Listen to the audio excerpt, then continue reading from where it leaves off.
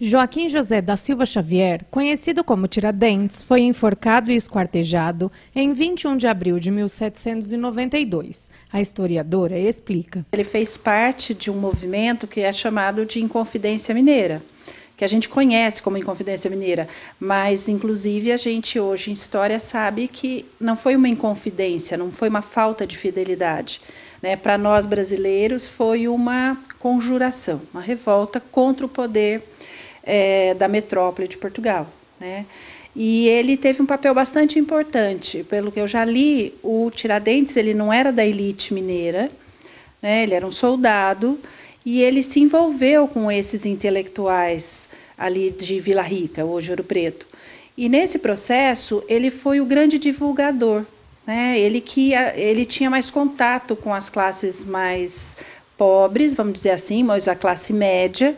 Inclusive, quando ele foi preso, porque houve uma denúncia, houve um traidor da revolta, ele estava no Rio de Janeiro. E o papel dele lá no Rio de Janeiro era divulgar esse processo dessa revolta. Com o objetivo de enfatizar a importância dessa figura multifacetada no desenvolvimento da história do Brasil, a data faz referência ao dia de sua morte. No processo da morte dele, o processo mesmo judicial, a Dona Maria, que era rainha de Portugal, ela pede que seja uma morte exemplar.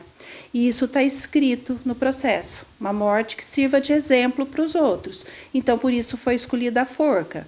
Mas a forca não era uma coisa assim tão estranha naquela época, acontecia mesmo.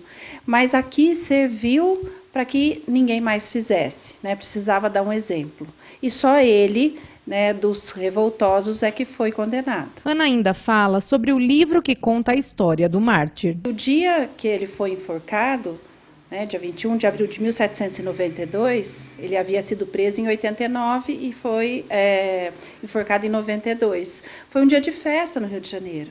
Teve banda tocando, a multidão saiu à rua. Então, ela foi um evento que mostrava o poder de Portugal sobre a gente. Desde 1965, essa data é feriado nacional e faz homenagem a Tiradentes, considerado um herói, mártir e patrono da nação brasileira. Bom, ele só se torna um herói nacional no século XIX, praticamente 100 anos depois da morte dele.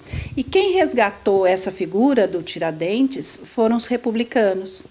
Então, os republicanos queriam mostrar que o Brasil tinha história também, nós tínhamos os nossos heróis. Daí a criação desse mito. Inclusive, para a criação desse mito, o pintor Pedro Américo fez um quadro muito bacana, é enorme esse quadro, que chama Tiradentes Esquartejado.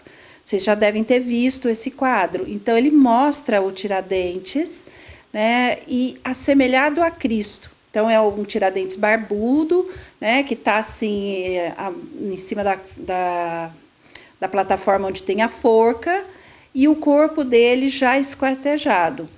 E o Pedro Américo, ao fazer esse quadro, ele quis mostrar a semelhança dele com Cristo, para tornar o Tiradentes um mártir. Então, esse processo de torná-lo herói, torná-lo mártir, não foi um processo que aconteceu assim que ele morreu, mas aconteceu 100 anos depois.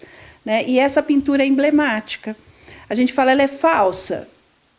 Não é exatamente falsa. Ela é uma pintura do século XIX, querendo resgatar a figura de uma pessoa que lutou pela independência, para se tornar nosso herói.